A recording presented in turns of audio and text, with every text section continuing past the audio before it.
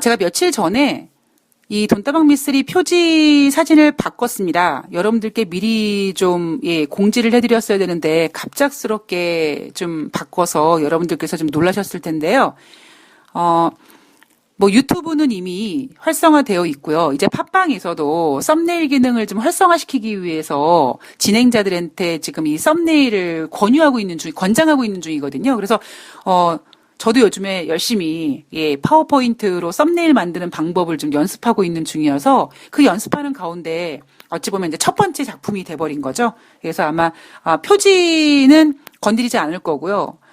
조만간 이제, 팟빵에서 제가 좀 재미있을지 모르겠습니다만, 어쨌든 썸네일 기능을 좀 많이 활용할 수 있도록 열심히, 노력을 하고 있습니다. 연습하고 있습니다. 자, 1부에서는 영국에 대한 이야기를 좀 체크해 봤고, 2부에서는, 우리가 잠시 미국 사람들 마음이 한번 되어보는 게 어떨까요? 여러분들이 만약에 미국인이라면, 유럽 사람들은 어떻게 생각하시겠습니까? 여러분들이 만약에 미국인이라면 북한은 어떻게 생각하시겠습니까? 여러분들이 만약에 미국 사람이라면 중국과의 관계를 어떻게 생각하시겠습니까? 저는 오늘 우리가 이 가정을 한번 해보는 상태에서 지금 진행되고 있는 이슈들을 한번 점검해 본다면 어찌 보면 또 다른 우리가 기존에 생각하고 있었던 생각과 또 다른 어떠한 시나리오를 만들 수 있지 않을까 그런 생각을 해봤는데요. 글쎄 여러분들은 어떤 생각을 하고 계실지 모르겠습니다만 글쎄요 제가 만약에 미국 사람이라면 미국인에게 유럽은 어찌 보면 조상이죠, 그죠? 좀 리얼하게 얘기하면 아버지는 같고 엄마는 다른 뭐 형제? 뭐 이렇게 어쨌든지 간에 피가 섞여 있는 그런 조상 같은 그런 유럽이 아닐까요? 자, 그리고 두 번째 질문. 그러면 미국인들에게 북한은 어떻겠습니까?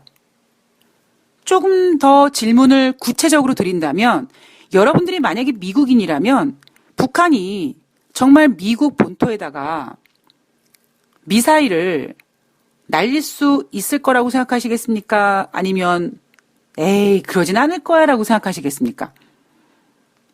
그리고 세 번째, 여러분들이 만약에 미국 사람이라면 지금 진행되고 있는 중국과의 무역 분쟁에 대해서 어떻게 생각하시겠습니까? 제가 잠시 전에 제가 만약에 미국인이라면 유럽은 그냥 뭐 조상 같은 느낌? 그러니까 조상이라고 하면 왠지 이렇게 받들어 모셔야 되니까 뭐 조상이라는 느낌보다는 아빠는 같고 엄마는 다른 형제 같은 느낌? 예. 그리고 글쎄요, 제가 만약에 미국인이라면 북한과 미국 간의 거리는, 미국 본토 간의 거리는 좀 되니까 북한이 만약에 미사일을 쏜다 그랬을 때 정말 미국 본토까지 갈 수 있는 미사일을 쏠지언정 미국이 이제 그거를 레이더로 감지해서 방어할 수 있는 어떠한 시간적인 거리감이 있기 때문에 북한이 실질적으로 미국을 공격할 수 있을 거라고 하는 것은 좀 가능성을 낮게 보고 있지 않을까. 여러분, 저는 대한민국 국민입니다. 지금 제가 만약에 미국인이라면이라고 가정을 하고 생각하는 거예요. 그래서 제 생각이 틀릴 수 있습니다만 그냥 제가 생각할 수 있는 그 범위 내에서만 제가 한번 생각을 전해드리면 또 중국에 대해서는 제가 만약에 미국인이라면 중국과 무역 분쟁은 해야 되고 이겨야 되고 중국을 좀 밟았으면 좋겠고 그렇게 생각하지 않을까요? 물론 관심 없이 사는 미국인들도 있겠지만 그래도 최소한 이렇게 뭐 미국 국민들로서 뭐 무역에 관련된 혹은 뭐 이런 것에 좀 관심이 있는 미국 국민이라면 그런 생각을 좀 하고 있지 않을까라는 제가 가정을 한번 해봤습니다. 왜 이 가정이 필요했냐면 10월 3일 날 뉴욕 증시가 1% 넘게 하락했을 때 물론 미국의 경제 지표가 부진했기 때문이도 있지만 유럽연합과 무역 분쟁에 대한 우려감이었거든요. 그리고 그 우려감은 2일 날 WTO에서 유럽연합이 에어버스에다가 지급한 그 보조금이 이거 불법이다. 그러니까 WTO에서 책정한 거를 오버하는 잘못된 지급이다. 이렇게 판정을 내렸습니다. 따라서 결국 WTO가 어떤 상황을 전개시켜 놨냐면 미국이 연간 75억 달러 규모의 유럽연합 제품에다가 관세를 부과해도 괜찮다라는 승인을 해준 거거든요. 자, 트럼프 대통령은 이미 벼르고 있었단 말이에요. 자, 유럽연합에서 에어버스에다가 보조금 지급 저거 불법 지급했고 저거 WTO에서 한번 승인만 나봐. 나 당장 내가 관세 부과할 거야. 이렇게 벼르고 있었었기 때문에 미국에서 2일날 WTO에서 보조금 지급 책임이 있다라고 판정 나오자마자 유럽연합 항공기에다가 10% 그리고 치즈, 올리브, 위스키 같은 농산품, 공산품 이런 거에다가 25% 관세를 부과했습니다. 자, 미국 무역 대표부에서 유럽연합 제품에다가 관세를 부과하면서 뭐라고 얘기하냐면 원래는 WTO에서 최고 100% 정도 관세 부과해도 된다라고 했지만 그동안 유럽연합이랑 우리랑 15년 정도 싸웠으니까 그거 논쟁 해결되는 차원에서 그냥 이 정도 선에서 그냥 관세 때리고 말래요. 라고 얘기를 했습니다. 자, 미국과 유럽연합이 10월 15일 날 무역협상을 위해서 만날 예정이라고 합니다. 자, 이번에 미국 무역대표부가 유럽연합 항공기에다가 10%, 농산물, 공산품에다가 25% 관세를 부과한 거는 이제 다음 달 11월에 미국이 EU산 자동차에 대한 관세 여부 부과되는 거 발표하는데 그때도 25% 관세 부과하겠다고 지금 위협하고 있는데 그 전에 뭔가 유럽연합에다가 선빵을 던지고 협상을 유리하게 끌어내기 위한 어찌 보면 선제적 반응이다라는 평가가 나오고 있습니다. 자, 참고로 미국이 WTO에다가 저 유럽연합이 에어버스에다가 보조금 지급 잘못했어요라고 제소했지만 유럽연합도 마찬가지로 WTO에다가 저 미국 정부가요 보잉에다가 보조금 지급한 거 저거 잘못했어요라고 똑같이 제소한 상태거든요. 근데 유럽연합이 WTO에다가 제소한 그 결과는 내년 상반기에 발표될 예정이라고 합니다. 자, 시장에선 조심스럽게 이번에 미국 편에다가 손을 들어준 걸 보니 즉 WTO 입장에서 봤을 때 유럽연합이 에어버스에다가 지급한 보조금이 잘못된 거다라고 판정 내린 거 보니 아마 내년 상반기에 내릴 판정도 유럽연합에 손을 들어줄 가능성이 있다라고 보고 있습니다. 자, 근데 저는 시장에서 미국과 유럽연합이 무역 분쟁이 격화될 거라고 보고 있는데 제가 아까 2부 초반에서 제가 만약에 미국 국민이라면 유럽연합은 좋게 말하면 조상이고 조금 노골적으로 얘기하면 아빠가 같은데 엄마가 다른 형제 같은 느낌이다. 그러면 제가 만약에 미국이라면 제가 만약에 트럼프라면 유럽연합을 그렇게까지 목숨 걸고 조지진 않을 것 같다라는 거죠. 단지 아주 아이러니하게 지금 여러 가지 상황이 전개되어 있고 이런 상황 속에서 유럽연합에다가 잠깐 시선을 돌리게 만들게끔 그런 정도 역할을 할 수 있는 거고 거기에 WTO에서 판정 내려줬으니까 명분이 있으니까 유럽연합에다가 관세 부과한 거 저는 이 문제를 그렇게 크게 보지는 않습니다. 제가 앞서서 미국과 중국의 무역 협상이 이제 앞으로 지리멸렬하게 진행이 될 거기 때문에 어느 순간 우리는 뉴욕 주식시장 마감 현황에서 뉴욕 증시가 미중 무역 협상 때문에 어쩌고 이거를 예전처럼 자주 보기 어려울 것이다. 가끔씩 아이고 쟤네 또 협상하네. 아이고 쟤네 아직까지 저러고 있나? 뭐 이 정도 결국 그 얘기는 뉴욕 주식시장에서는 항상 새로운 이슈, 그런 것들이 자리를 차지하게 되는데 지금 자리를 차지하게 되는 그 이슈들을 보면 특히 이번 주에는 다 미국 경제지표 부진입니다. 그러면 10월 3일 날 미국 증시가 1% 넘게 개파락을 했는데 여기에다가 만약에 미국 경제 지표가 부진해서라고만 타이틀을 달아버리면 미국 증시는 미국 경제는 아이고 쪽팔려 이렇게 될 수 있으니까 여기에다가 유럽연합과 미국의 무역 분쟁 우려감까지 하나 그냥 추가시켰을 뿐이라는 거죠. 결국 저는 유럽연합과 미국이 무역 협상을 그렇게 아주 심각하게 중국과 미국이 붙은 식으로 그렇게 격화시키진 않을 거라는 겁니다. 그냥 단지 뉴욕 증시가 하락했는데 미국 경제 지표가 부진해서 그랬어요라고 얘기한 좀 민망하니까 하나 더 타이틀을 달았을 뿐이고 어찌어찌 하다 보니 또 날짜가 맞춰서 그렇게 WTO에서 그렇게 판정 내려줬고 그래서 미국이 유럽에다가 관세 부과한 거고 그죠? 근데 이거는 저는 그렇게 크게 보진 않는다라는 거죠. 그러나 중국 문제는 다르다라는 겁니다. 자, 어쨌든 미쓰리가 봤을 때 미국과 유럽연합의 무역 협상, 뭐 그렇게 극단적으로 가진 않을 것이다.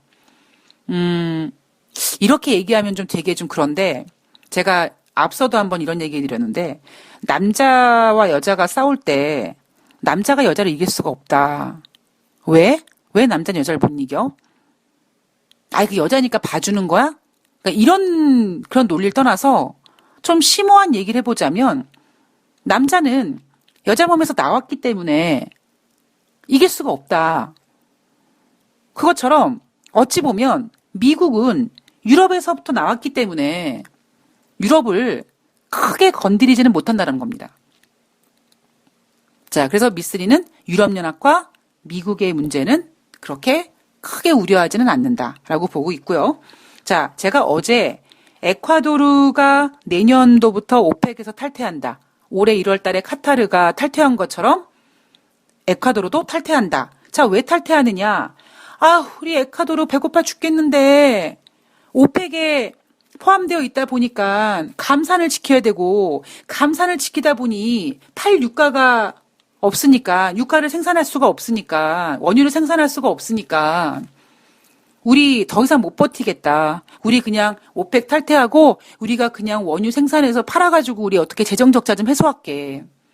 결국 에콰도르가 오펙에서 탈퇴해서 원유를 생산한다고 하면 결국 원유의 공급이 증가된다라는 거고 결국 그 문제가 국제 유가 시장에서 가격을 떨어뜨리는 어찌 보면 그게 부메랑이 돼서 에콰도르가 원유를 팔았을 때 저가에 팔 수밖에 없는 그러한 문제를 안고서도 그럼에도 불구하고 어쩔 수 없이 에콰도르가 오펙을 탈퇴한 이유는 뭐냐? 배고픔 때문이다.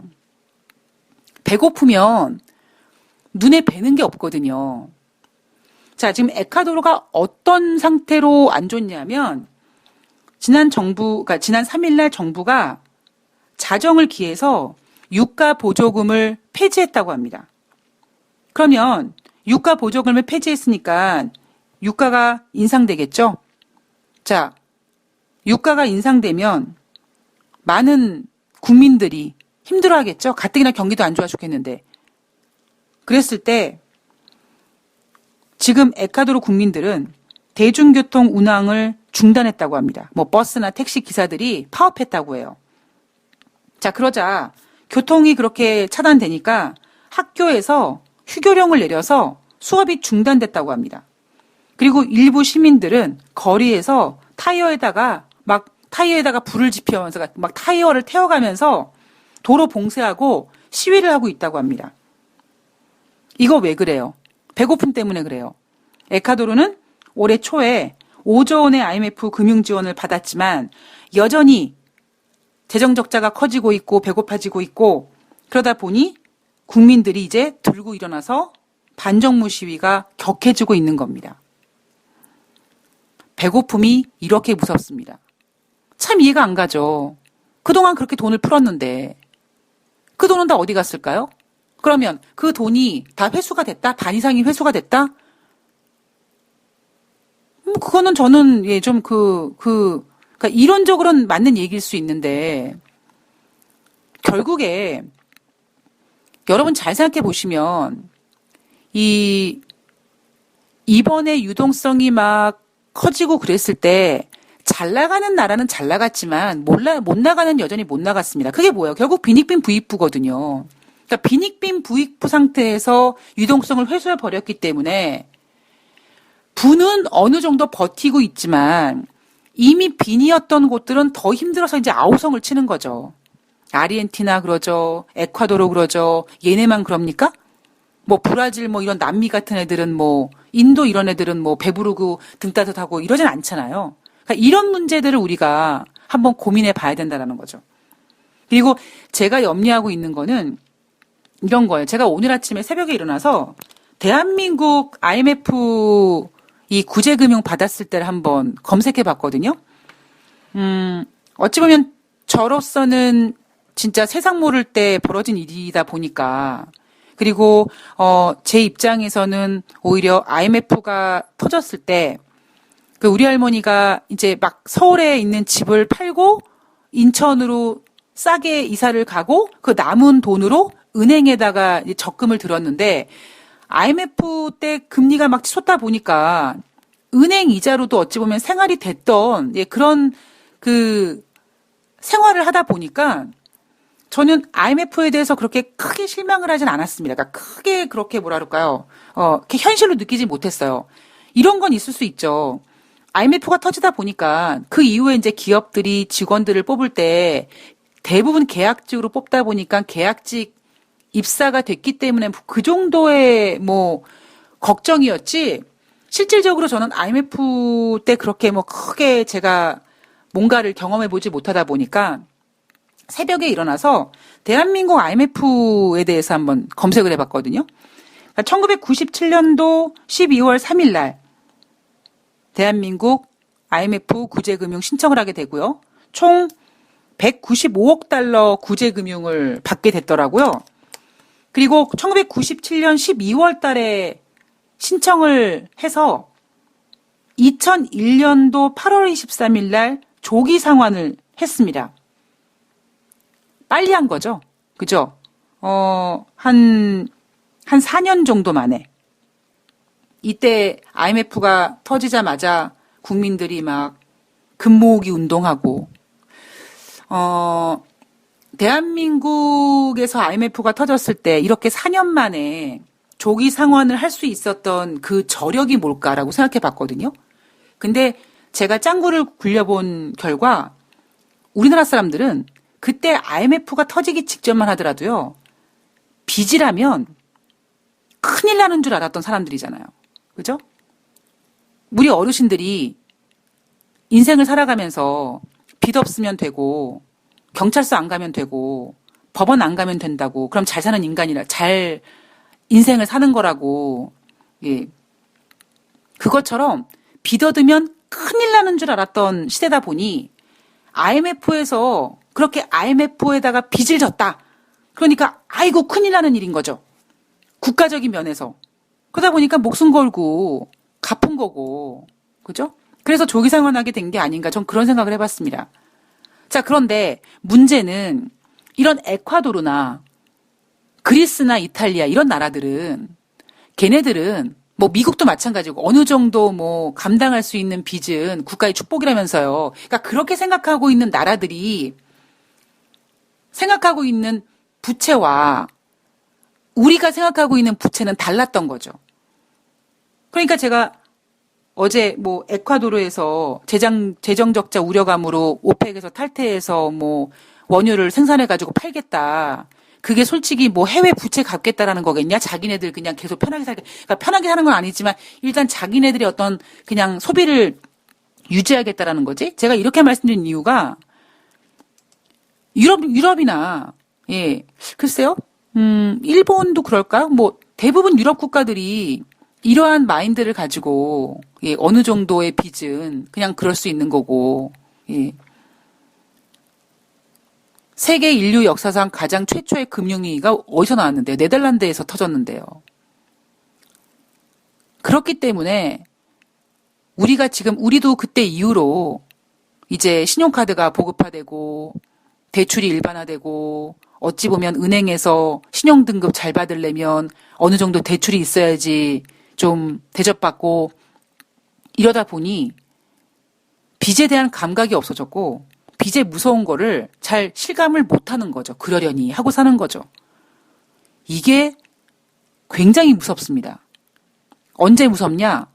경기가 꺾여서 소득이 줄어드는데 빚은 계속 몸집을 불릴 때 가장 무섭다고 저는 생각을 합니다. 자, 어쨌든 에콰도르 문제, 단순히 오펙에서 탈퇴해서 뭐 유가가 이제 원유 공급이 증가될 것 같아서 뭐 떨어지고 이거 문제를 떠나서 에콰도르는 분명히 원유 생산을 하게 되면 공급량이 늘어나서 아무리 에콰도르가 생산량이 크지 않더라도 원유 국제 유가의 하락을 끌어내릴 수 있다라는 우려감을 안고서도 이렇게까지 오펙을 탈퇴할 수밖에 없는 이유? 예, 배고프면 눈에 뵈는 게 없습니다. 자, 북한과 미국의 실무 협상. 자, 지금 북한 실무단이 스웨덴 스톡홀름에 도착을 했다고 하죠. 자, 제가 조금 전에 만약에 내가 미국인이라면 북한을 어떻게 생각하겠느냐. 에이, 북한에서 설마 미국 본토에다가 뭔가 쏘개서 그러진 않을 거야. 그죠? 자, 북한은 미국 측에서 새로운 신호가 있었으므로 낙관한다라고 아주 쪼개면서 스톡홀름에 도착을 했고요. 트럼프 대통령도 북한은 대화하기를 원한다. 우리도 그들과 대화할 것이다. 라고 얘기했습니다. 그래서 지금 우리가 그나마 기대하고 있는 게 뭐냐면 지난번에 존 볼튼이 막았던 그런 어떠한 제재 풀어주고 이러한 것들을 이제 존 볼튼을 아웃시켜버리고 트럼프 대통령이 분명히 북한에다가 무언가를 제공해 줄 것이다. 그게 무엇이냐. 옛날에 존 볼튼이 추구했던 거는 북한이 먼저 핵을 포기하고 그 다음에 보상을 해주겠다라는 걸로 계속 주장했다면 이제는 뭔가 선, 후, 이게 아니라 동시 패션으로 그러니까 우리 이거 해주고 이거 하고 이렇게 이런 식으로 진행해보자라는 거겠죠. 근데 이제 여기서 문제가 뭐냐면 미국에서 지금 제안하고 있는 얘기 나오는 게 영변 및 추가 핵시설 폐기를 만약에 북한이 약속해 준다면 미국에서 석탄이라든가 섬유 등에 대한 수출 제재를 36개월간 보류해주는 방안을 검토 중이다라는 얘기가 계속 나오고 있습니다. 결국 그 얘기는 지금 북한의 실무단이 쪼개면서 스톡홀름에 도착했다라는 얘기는 분명히 미국에서 확실하게 뭔가 그런 걸 줄 수 있을 거라는 거를 감지하고 갔다라는 게 맞는 거거든요. 근데 그렇다면 미국과 북한의 실무협상이 해피엔딩으로 끝날 것이냐. 자, 끝날 수 있을 거라는 시나리오도 하나 가지고 가셔야 되고요. 혹시 만약에 걸림돌이 하나 생긴다면 그게 뭘까? 영변 및 추가 핵시설 폐기 약속하는 거 진짜 폐기할지 아니면 다른 핵들을 더 이상 발전시키지 않는지 그거 우리 미국이 계속 눈으로 좀 체크를 해야겠네. 그거 해주겠나?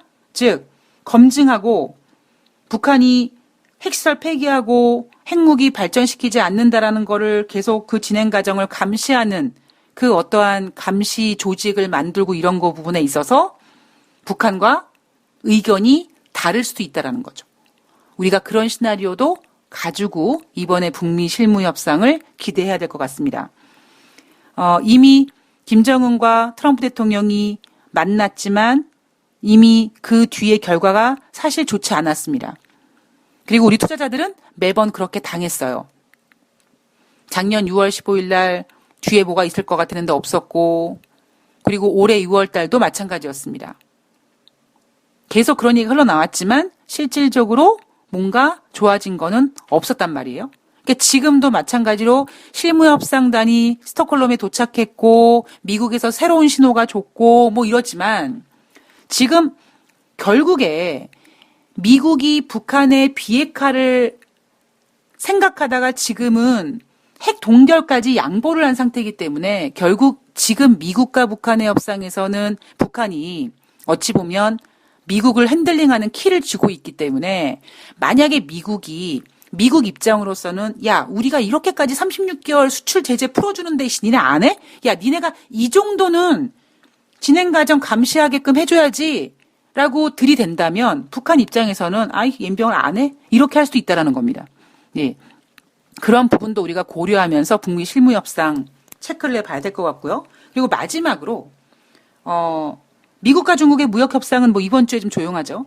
그리고 대통령 선거, 미국 대통령 선거에 대한 이야기를 해드리면 제가 조심스럽게 전망하건대 저는 트럼프 대통령은 재선하기 어려울 것 같다. 자, 그렇다면 미국도 조 바이든이나 버니 샌더스는 좀 어려울 것 같다. 그리고 제가 우려했던 부분은 사실 나이였잖아요.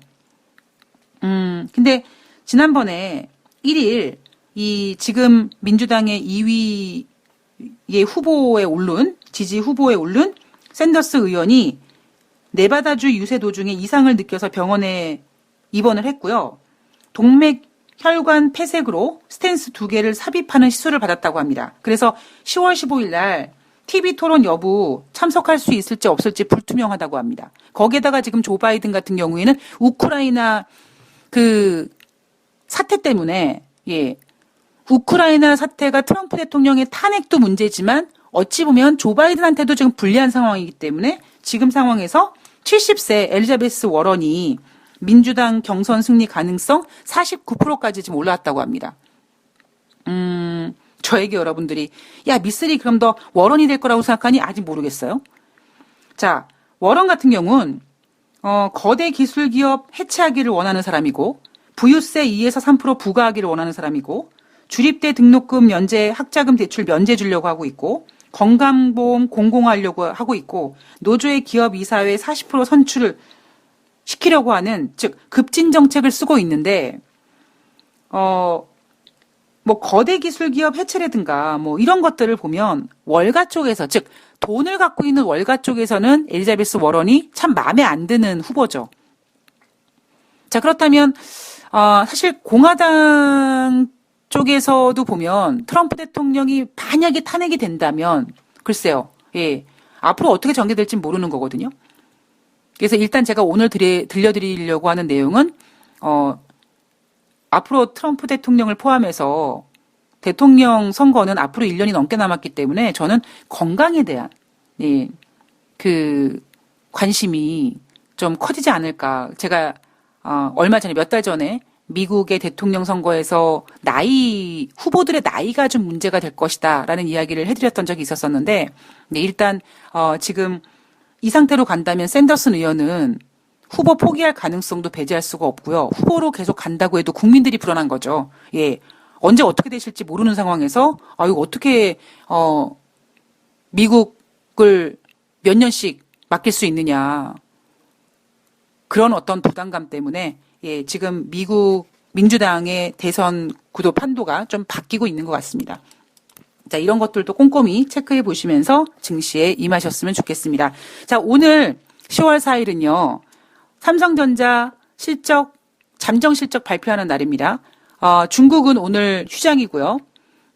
미국 증시는 뭐 오늘 밤에 고용지표가 발표가 되지만 오늘 우리나라 같은 경우에는 일단 미국이 좀 반등했고 자, 과연 삼성전자 잠정 실적이 어떻게 발표됨에 따르냐에 따라서 과연 반등의 폭을 조금 더 키울 수 있느냐 아니면 오히려 그 반등의 폭에 물량을 던지는 그런 일이 발생할 수 있느냐. 역시 변동성을 좀 염두에 두고 대응을 하셔야 될 것 같습니다. 자, 여러분 한 주 동안 고생 많으셨고요. 저는 10월 5일 날, 10월 6일 날 쉬고 10월 7일 날 뵙도록 하겠습니다. 그리고 한 가지만 부탁드리면 제가 지금 방송에서는 가급적 종목에 대한 이야기를 하지 않고 대신에 유료 방송으로 뭐 종목도 추천하고 있고 뭐 어떤 종목에 대한 진단도 해드리고 있는데 그 팟빵 게시판에 왜 종목을 공개하시는지 모르겠습니다. 네.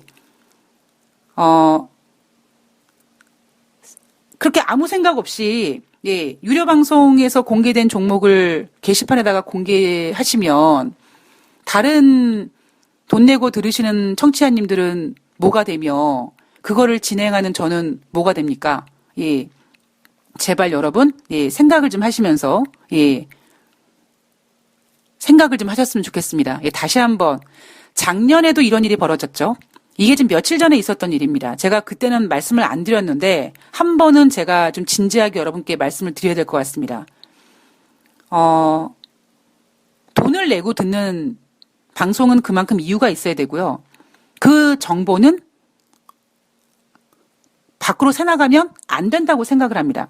최소한 유료 방송을 들은 분이 다른 사람한테 얘기할지언정 이 방송 내에서 여러분들께서 팟빵 게시판에다가 종목을 그렇게 대놓고 올려주시면 예, 매우 그거 정말 실례입니다.